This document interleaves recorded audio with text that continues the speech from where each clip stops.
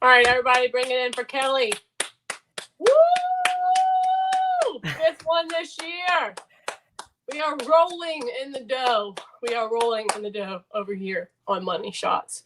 Or at least Kelly is. Kelly. It's been a really good year. It's actually crazy to look at it. I feel like I'm blushing because I think it was Did Alex. I make you blush? Did I just make you blush? I think Alex retweeted something, and I'm like, dude, I should just retire. I mean, I did a show called Action back in the day. It was a documentary, if you will, about a bunch of sports bettors. Yeah, I watched it. And if you remember, Brent Musburger was quoted, and he said, talking about how hard it is to win long term. He's like, you may have a great week, you may have a great month, you may even have like a season of a lifetime. And I feel like I'm having that season of a lifetime right now, which is great. I'm very happy about it, but I feel like I'm setting the bar extremely high. And that concerns me because I do understand the volatility of sports betting. And that's why we're supposed to bet responsibly. So I hope everybody is making some money this year, because I have a feeling that could mean a bad college football or college basketball season, maybe a bad NFL next year. We're going to find out. Well, we don't want to speak anything into existence. We're just going to go on and keep the positive vibes and the fact that you're absolutely crushing college basketball. That's what I'm looking at right now. College I love football. it. Megan's like jotting down some college basketball games she's going to add to her list after the show. I still have like 3 games on right now, so I was just like going back and peeking, and that's my and I'm still, by the way, everybody, don't know what the fuck's going on with me. I'm still sick. But we're gonna get better before this weekend because you have to. Ton of drinking to do. Ton. Also, did we just get some news? Are we live in a new state? I haven't seen a tweet. I was looking to retweet it. I retweeted our show. Let me look and make sure that we don't get in trouble for telling everybody just yet. But I believe we have a couple of states coming on deck, and I believe, hold please. Yes, we are now live in West Virginia, Megan. Take me home. There you go.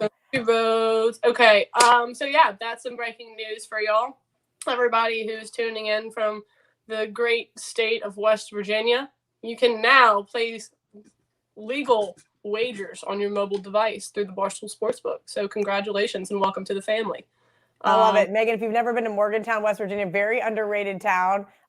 Great place to party. They burn couches, do some crazy hillbilly shit. I have never been, but I don't think I'm going to be able to go to Rough and Rowdy, but I would have loved to make it up to West Virginia for a Rough and Rowdy. Big Jersey Jerry fan over here. Hopefully we're going to get that W, get that knockout for. I wish that it was an actual sanctioned fight so that we could get lines on it and be able to bet through it. But maybe I'll make up some lines myself here, see if I can't get a couple bookmakers to agree with me, and we'll make some fictional bets. That would be fun. I know that they have like the Barstool game that you can go and you can pick whoever you want, whether it's knockout or submission or how long they'll last. That's really fun. Again, my brain's scrambled, so if I'm getting that information wrong, I'll get it right next time we talk, which won't be this week because it's Thanksgiving this week. So Kelly and I will not be having a show Thursday or Friday. So today will be our Money Shots show of the week, as you will. So let's start talking about some college football over the weekend. Obviously, we know that you had a good weekend. But start with a couple of things that happened. One, I was on the wrong side of the Clemson-Wake Forest game, which I figured out I would probably be anyway. However, a lot of people are starting to chatter that, Clemson's getting back into form. I don't necessarily agree with that. I just think that maybe this Wake Forest team was a little overvalued, and Clemson and their depth kind of exposed them. What is your thought on that 48-27 win by Clemson?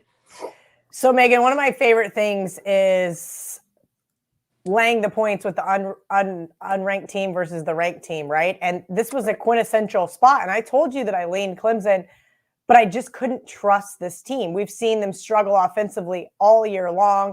Have they finally started to make some strides? Sure. I'm not sure DJ is going to be the starting quarterback next year. We're going to have to see what their depth chart looks like. I think Dabo. Still haven't used his last name. Still think. No, yeah, I'm not going to. I don't have the strength for it today. I haven't had coffee yet. I just refuse to do it. That being said, Dabo Swinney's going to be just fine. Brent Venables is going to have a good defense again next year. I do think that maybe this was a humbling experience for them, right? That you aren't the Alabamas of the world that just get a reload. Maybe Alabama's not even the Alabamas of the world this year. Georgia looks like the clear-cut number one team in the country. So it is going to be a really interesting next couple of years for Clemson, but I think that they're going to be fine. Again, I didn't want to get to the window with that team because I didn't really trust them. They haven't shown me anything. I will say they showed a lot in that Wake Forest game. So unfortunately for you, having a Wake Forest ticket, this is the game they decided to come play. Speaking of which, dude, Ohio State just coming out and schwacking Michigan. I mean, the bookmakers were giving us 20 with Sparty, and I'm not going to lie. It looked like they were begging me, like, please go put your money on Michigan State. And boy, Ohio State was covering in the first quarter, I think. Like, I turned on that game, and I'm not going to lie, I very responsibly unloaded on Ohio State Live. There was no way that I thought they were going to take their foot off the gas. It was an insane game. Shout out Big Ev. What a fun win for you, dude. I can't believe it. I'm looking at playing Michigan State next week, though, because of how badly they were beaten by Ohio State this last weekend. That's honestly why I'm kind of considering Michigan. I don't think I'm going to get to the window with them, but somebody on Twitter already asked me, Megan, look, Ohio State put on an absolute and utter clinic. How's that not going to be built into the line? I think that the whole world's going to want to bet the Buckeyes. I do think the Buckeyes are the one offense in the college football playoff that can give Georgia a run for their money. We're going to see here. But yeah, I think that the Spartans couldn't have looked any worse. Mel Tucker, $95 million, couldn't have looked any worse. I'm sure that. I'm sorry for the state of Michigan, like on behalf of little brother playing absolute and utter shit. I thought that was super fun. That was really, I mean, look, you got to rouse them. Just like, when KU beat Texas, I had to give them a little, hey, good job, guys. One of those. And I think that's kind of the same thing here. You got to give it and you got to take it. But Michigan State definitely deserved a lot of shit after that one. I definitely agree there. Oklahoma pulling off that cover over Iowa State. I did not watch much. I'm not going to lie. I did not watch much football at all this weekend. I listened to it with my eyes closed because I had like a awful migraine. But from what I understand, Brock Purdy didn't have his best game. I'm kind of mad at myself that I didn't play this one. But, you can't kick yourself for the past. So what do you think of Oklahoma? Do you think they keep on rolling, or do you think they've kind of hit their ceiling? Oklahoma has an identity crisis, right? Is Lincoln Riley going to even be there next year? I don't know. I think that early looks this week, I think the Oklahoma State's going to be the play over them. I do think that the Sooners 4.5, 4.5. And that's where it gets really difficult, because normally I'd be looking to bet against Oklahoma State and how great that they looked. And I think they've covered now 8 or 9 straight. So that doesn't help things. But look, it's Bedlam. Every year in Bedlam, I want to take the points. It's one of those big rivalry games. But this year, I'm not really looking at it. I haven't been that high on Oklahoma. I don't think Oklahoma, like as I mentioned, an identity crisis is the best way I could say it. You flip-flop on your starting quarterback. They have some issues on the defensive side of the ball. I just don't think that they're a complete football team. And look, how else do I say this? And maybe it's a coincidence, but I think Texas and Oklahoma both announcing that they're going to go to the SEC kind of threw a wrench into things this year. Maybe it was a distraction of sorts, but both teams, I mean, Texas isn't even going to go to a bowl game now. Like, that's pretty embarrassing. And I'm still mad that UL lost to Texas in the first game of the year. Yeah. Like, I'm mad that the UL team that's playing right now could beat Texas. Yeah, absolutely. Yeah. But I also have to wonder, is Texas just defeated, right? Like, K-State plays Texas this week. I don't know if I'm going to bet the game or not. K-State's without Skylar Thompson, their starting quarterback. They got hurt in the Baylor game. Not an ideal situation. But did Texas just quit? How do you quit on a first-year head coach? There's a lot of issues there. But yes, I would be very upset too about the ULL game, because I think if those two played right now, the line would be a lot shorter and ULL might be able to spring the upset for real. Yeah, no, but unfortunately it was game 1 and not in week 12. Let's move on. Obviously, we don't need to talk about Georgia. Everyone knows Georgia. They are the best. They can't be beat. We'll see. You got a good cover on Illinois. I did end up taking that as well. Close one, but a good cover, nonetheless. It was, man. I feel like I shouldn't have had to sweat that, right? Like in the first half, it was a really close game, and I thought, no big deal. And that pick six just about did me in. I said, all right, I'm turning the TV off. It's over. It was fun while it lasted, and was nice because that was ultimately, Megan, basically the difference of me going, 3-4 versus 4-3. The difference of me having a profitable Saturday versus not. And sometimes you need a little luck to go your way. Because you get a little bad luck on the other side. I thought we might get there with Virginia Tech as well after they recovered that onside kick. Not everything goes your way. That's kind of the difference here when you're handicapping these games, right? The math, the situations, whatever it may be, you can do it down to a T. You can do it 100% right. At the end of the day, these kids still have to play these games. You mentioned Brock Purdy earlier. They were talking about Brock Purdy, Heisman, Iowa State to win the Big 12. Has a guy fallen off more than Brock Purdy? Ooh, that was pretty rough. I know Cam Newton fell off pretty hard last night or yesterday. So there you go. And that's the thing. You mentioned the word, an important word there, kid. We're betting on kids, and they are kids. I mean, I look at some of these NFL players, and I'm like, oh my God, blah blah blah. And I'm like, oh God, he's a lot younger than I am. But it's like I don't. Whatever it is, age is just a number, but not in terms of athletics. One of the best players on Wisconsin, 17. That's insane. What I was doing at 17 versus being a collegiate D1 athlete, big difference. Fair enough. You have Notre Dame just keep I don't want to think that this team is good. I mean, again, we watched them against Wisconsin and they were not good, but they went out and just smashed Georgia Tech. I'm assuming it must have just been an awful matchup between these two because Georgia Tech usually has a little bit more fight in them than that, but it looks like Georgia Tech's been a great dog for me this year. I did not get involved in that game. Thank God. That would have been an absolute embarrassing, plus 15.5 on your ticket there because they just got smashed. I want to go ahead and give myself a pat on the back for Cincinnati. I loved that game. It was my favorite game of the week. And they did exactly what I thought that they would do. A lot of my stuff that I think is going to happen has not been happening. So it was nice to have something that I really believe in go my way. And that was just really nice. Yeah, it was great. Megan, our friend Adam texted me on Saturday. He's like, what are your thoughts on this game? And I said, I told him earlier in the week, I leaned to SMU. And he texted me and he goes, so why do you stay off it? I go, because it's a total square dog. I go, this line should be 17. And yet it keeps dropping and dropping. We got down to 9 and I was like, fuck. Yeah. And usually that's a terrible sign, right? Yeah. And it was one of those games where you didn't even have to worry about it. I ended up on Cincinnati -10. Adam was like, no, I think Cincinnati's the right side. He's like, Kelly, we have to trust the numbers. I said, all right. I was like, Megan's on it. I was like, they haven't covered 3 straight. The whole world's on SMU. Let's give it a shot. And that was a nice. That's why I said some guy was like, they haven't covered, they're 0-4 in ATS. And yeah, no shit, dude. Thank you for your input. Again, see, it doesn't always play out that way. Those 4-game sample sizes will get you every once in a while, Megan. Every once in a while.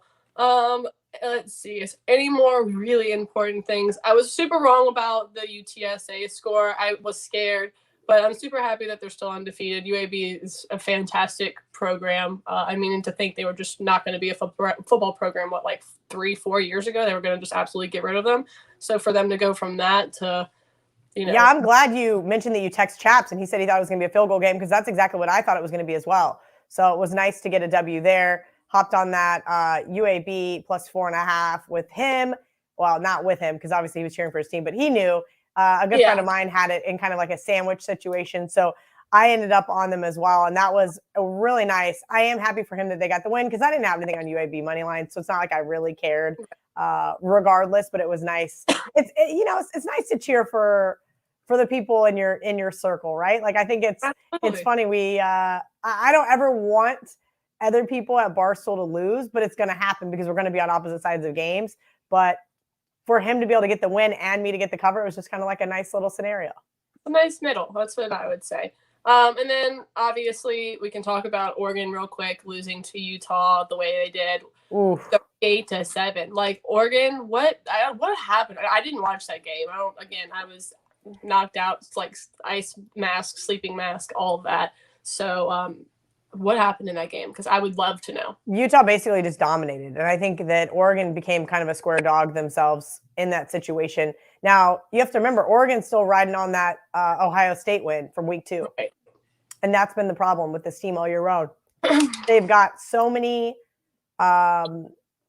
they get so much love in the marketplace because of the name across their jerseys. I just don't think that they're a great football team. I do think that they have a ton of athletes, a ton of talent. But when you have a team like Utah that plays smash mouth football in Salt Lake City, it's freezing. They have something to prove, and that is to keep you out of the college football playoff. And that's exactly what they did. Great spoiler. How fun. Let's move on to NFL. Obviously, we know what happened with the Patriots-Falcons game. Ravens-Bears. This one got down to what? Ravens -2, or did it flip? Because it was 6. It was 6 before the Lamar Jackson news, and I had Lamar on my fantasy team, so I was like, okay, like keeping a really good eye on it. And I had talked to a couple other ladies in the industry about the Bears. I said, can I bet the Bears? Can I bet the Bears? I just couldn't get involved. And I obviously, once the Lamar news came out, that made a significant difference. But that's the thing. The Bears are going to do what the Bears are going to do. And what did they end up doing? If you bet it late, you cash yourself a ticket. If you bet it early, you cash yourself a ticket. If you faltered at any point in time after the news broke, you were probably holding a loser. And that's the unfortunate part there, is to know when the news breaks and the line reopens, there is either a very short period of time where you want to bet it, or you're too late to the party. And that was kind of the case there with the Bears. You don't want to bet the Bears once the news breaks, right? And the line moves 4 points because the starting quarterback for the other team's out. I told everybody yesterday that I was considering betting the Cardinals. I had a great number. I had 2.5 on Seattle. And so when it moved all the way up past 3, past 4 with the Cardinals and Colt McCoy, we've seen Colt McCoy win on the road already once this year. I texted my buddies. I was like, you guys, and I think I might have even tweeted it. I was at a bar, so things got a little fuzzy there. But I was like, how can you not try to go for the other side here?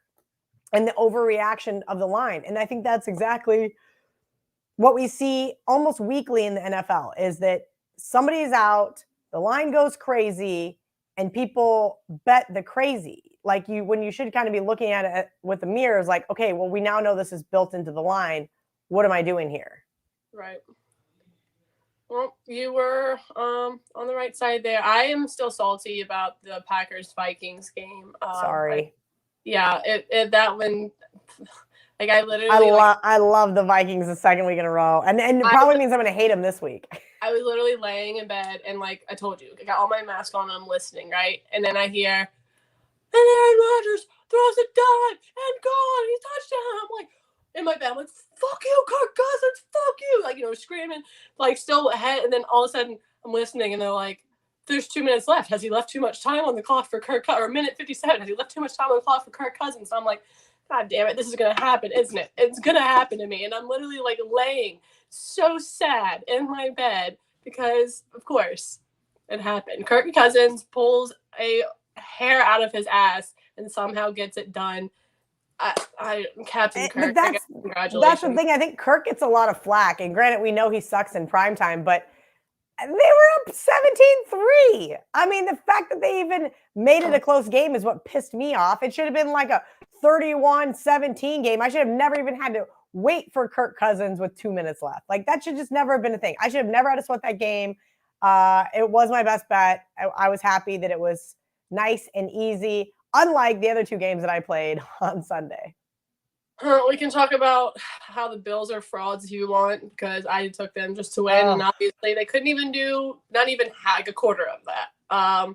Josh Allen looked so confused out there. Everyone just, it was bad. Like, that was, like, I have not been high on the Colts all season, but that gave, like, me more respect for the Colts just because they literally made a team that I valued significantly in my head.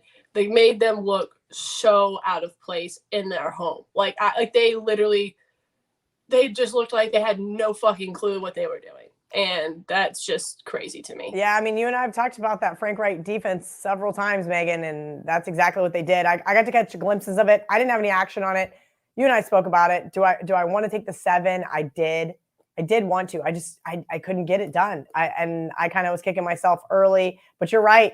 The Bills are in a world of hurt right now, and obviously that's why Dave's super happy because that's good news for the Patriots. Patriots are back up there in that number 1 spot. Like how are they doing it? How Belichick has made a pact. He's in the Illuminati. And they have such an easy schedule the rest of the way. I'm going to lose my under 9.5 wins ticket. I have to pray that the Titans can somehow do something for me this week, but I'm not holding my breath. Also, speaking of, kind of holding my breath, I am so sad for the Lions. I was holding my breath the whole time. I was hoping that they were going to upset the Browns. Like, the Browns being upset by the Lions would have been so funny to me. Like, it would have been funny. Here you are worried about, the Steelers and the Ravens, and here come the lonely Lions, and they come in, and you only beat them by 3 points. But that's been the Lions all year long, Megan. We've talked about that's been them all year. That's what they do. They love to lose close games. And I know they didn't lose that game in Pittsburgh, but they might as well have. Both teams lost it, in my opinion, because that's how terrible it was. Neither one of them wanted to win it. It was awful. They should have both ended in a tie again. Yeah. And just let it go. Speaking of letting go, I had about this much faith in Cam Newton. And now Cam Newton, you can go fuck off. He played scared yesterday. I didn't think he was going to do that. I thought he was going to go out and play old school Cam, and he played like he did not want to get himself dirty. I feel like Cam's been playing scared for a long time, and wouldn't you be scared against that Washington football team defense that's finally showing up? This team that I bragged so highly about to start the year is finally showing up and coming to play. So yeah, I would be playing scared too if I was Cam, because like I said, Cam hasn't been right since the Super Bowl 50 against Von Miller. It just hasn't been.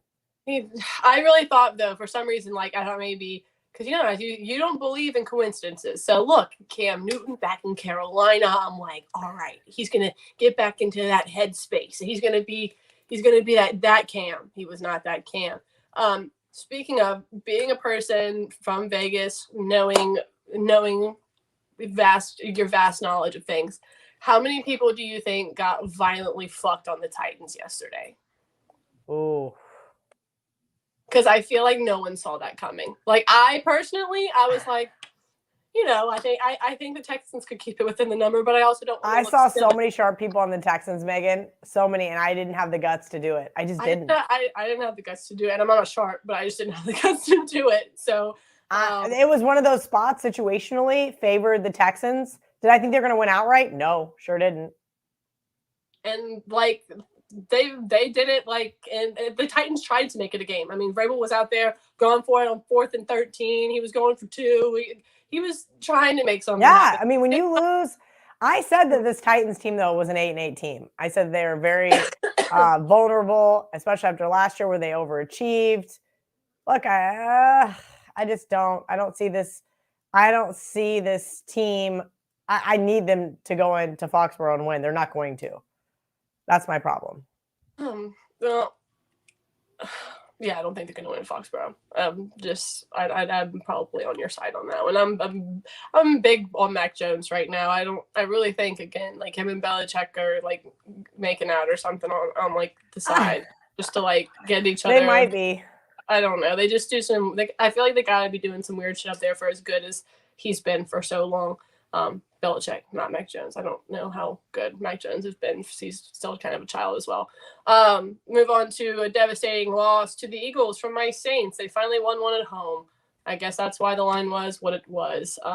Saints defense looked like dog shit yesterday. Didn't really do anything, and I was planning on. I teased them, hoping that they would keep it a game, and they didn't. This is the first week that I lost both teasers. This has been this teaser week for me was just silly because I also teased the Cowboys with the Saints, and the Cowboys. Cowboys. And then here's a question: Are the Chiefs becoming the Chiefs again? Are we getting the playoff Chiefs, or are we getting what happened here? Why did the Cowboys go out there and underperform? Dak looks terrible. Terrible. They kind of got shook up, but then they still have 2 running backs behind him that can Yeah, I don't know why they weren't running the ball more against the Chiefs. That whole game was very perplexing to me because I thought that the Dallas Cowboys were a perfect teaser type spot. Obviously, I teased the Seahawks and the Vikings. I thought about them for the money line play this week, but I told you I was scared of what Patrick Mahomes did last week, and thank God I took the Bengals and they saved me my hoodie bet. Yay! Because the Raiders are definitely defeated in a world of hurt. I was reading one of the beat writers' stories from yesterday, and that's exactly how she described it. She's like, this team is not well. I'm like, well, yeah. Look at, I mean, that whether you believe in conspiracy theories or not, I have a feeling that was Roger Goodell's plan all along. Started with firing Gruden, and everything has just been a shitstorm for the Raiders ever since. Poor Raiders, but also not, because I needed a big win for the Bengals there, and that thankfully was a no sweat type of game for me. I had my boys Chase and Burrow looking up. Also, I know you said you teased the Seahawks. We talked about this last week. I was like, I love Russell, but I can't take him. I don't think the Seahawks team is the same. Colt McCoy, as you mentioned, is a journeyman. That game wasn't set in stone for me, and my husband also loved the Seahawks last week, and I was like, I'm not touching it. So if you want that, you take it. So obviously we had a little bit of red in our account this weekend from that and a couple other ones. But this Cardinals team, man, they're nothing to play around with, even without Kyler in there. I'm kind of kicking myself on this Seahawks game just because I look at it like this. I said they were going to make the playoffs. I bet them not to make the playoffs. I bet them under their season win total. And then here I am betting this team against their divisional rival, knowing that Kyler Murray was like a 50-50 shot, knowing that it didn't probably matter if it was Colt McCoy or Kyler. And I look at this 3-win team going, what the hell was I thinking? You're right. You have Russell, who I thought it was like a buy low spot, if you will, Megan, how bad that they looked in Green Bay the week prior and playing a divisional rival. I think you're absolutely right. This defense has a lot of issues. Russell's not 100%. And I think that at 3 wins, this team's not going to make the playoffs. At what point in time do teams start packing it in? The next couple of weeks, we're going to find out. Yeah, I haven't played them much at all. I haven't had much love for the Seahawks this year. I just don't feel like it doesn't feel like I feel like whenever Russell Wilson feels like his team is on and he feels like he's on and Pete Carroll feels like a good vibe around his team, it's kind of like other people know it. They kind of vibrate off and the world kind of sees what's happening. It seems like it has been nothing but dreary up in Seattle. It doesn't seem like they have had any lighthearted, you had Marshawn Lynch coming back. That's a Seattle I like, where Pete Carroll's pulling and it's fun and everyone's like vibing, right? Like it's Seattle, it's a vibe. Not a vibe right now. I don't like this Seattle Seahawks team, and I usually do, and it makes me sad to say that. Shout out to the Steelers for covering last night. I went to bed, Megan. 17, 10 and a half. I was like, screw this. I'm going to bed. I'm going to have a 1 and 2 NFL day. I woke up at 1 a.m. Like, wait, what? Don't you? I love that. Well, sometimes I hate it because it's the opposite way, but it's like that. You get that shot of adrenaline and then you're up for the next hour. Yeah. And then I watched Succession and Yellowstone and then I went back to bed. Did you see Casey's story? How she's in Succession, there's in the beginning, parts of it, she's in the episode, she's on the rooftop and she's like, if they cut this out, at least I have this. You need to go look at her Instagram story. It's how super fun. So let's talk about the game tonight. You have the Bucks at home -11. I could see them doing this against the Giants. I know the Giants have Saquon back, but how healthy is Saquon and how many points is Saquon actually worth? I don't know, because I haven't seen real production out of Saquon for a while. He seems like he's been banged up for the last 2 years. I could be wrong there, but I just can't remember a big breakout Saquon game recently. However, I will not be getting involved here. I think it's too many points, and with the way that the dogs have been barking the last 2 weeks, you think I'm going to lay 11 with anybody? Fuck you. No thanks. And that looks like the consensus in the marketplace, right, Megan? That's why this one's been dropping 10.5, even lower. This is tough. I kind of gave this analysis on our Thursday show because I was so fried at that point. But it's true. Tom Brady in primetime has just been atrocious. I'm not saying the Giants are going to win this game, but in fact, I think it was our good friend Marty the Mush tweeted a couple weeks ago that Danny Dimes was one of the best opening drive quarterbacks in the NFL because they seem to go down there right away and score.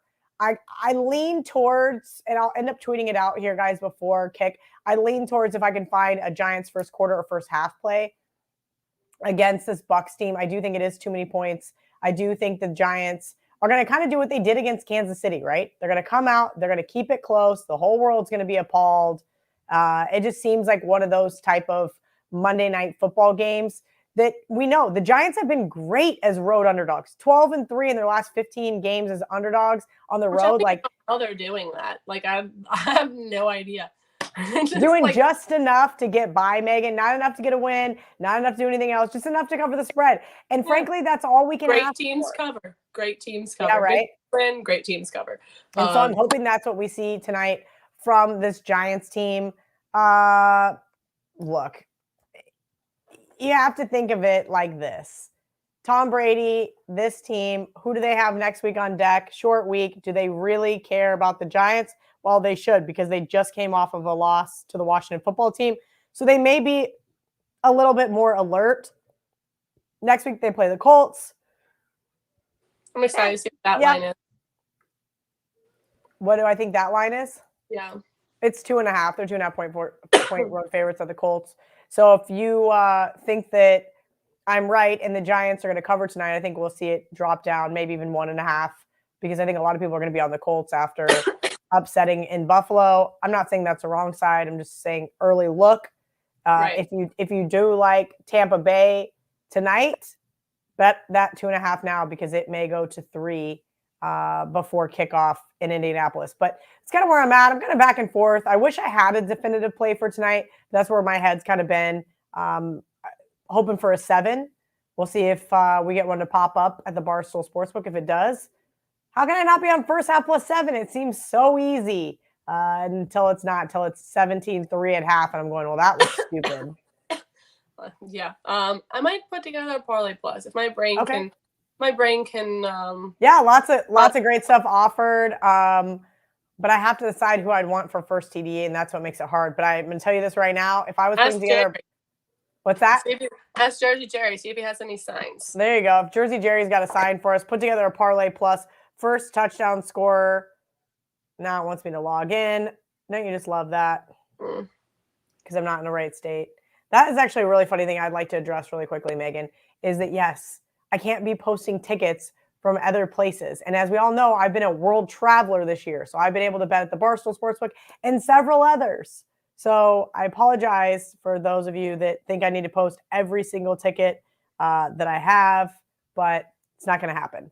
That being said. Also, it's just very impolite to ask people to post their tickets. It's none of anyone else's business. If you put your, you don't ask anyone how big their muscles are. So they don't need to ask you about. Very good point. I think it was more or less that they think that I actually don't bet, which is neither here nor there. Okay, first touchdown scorer. See, now this is my question to you because this is something I don't do. Do you like first touchdown or anytime? You like anytime? I like anytime. I mean, I agree you're getting with that. Yeah, I mean, first touchdown, that's it, like you're throwing darts, right? Anytime you can actually go back and look at fantasy stats or just like any stats in general and see, whatever Fournette scored in 6 of the last 7 games. So Fournette anytime touchdown could be solid, whatever, Ooh, I'm going to put together something. I'll tweet it out. I have some ideas in my brain on what might be great for Monday Night Football. Let's do it. All right, y'all. So we won't, again, have a show on Thursday or Friday. We wish you a happy Thanksgiving. Whatever it is that you do, whoever it is that you see, be thankful for them and love them and be nice to everyone because we love you. Have a great holiday. Happy Thanksgiving. Oh, and happy birthday to Kelly for Oh, Thanksgiving. thanks, Megan. Her birthday is on Thanksgiving, so make sure you type on the old tweeter and tell her happy birthday. Thank you. All right. Bye, y'all.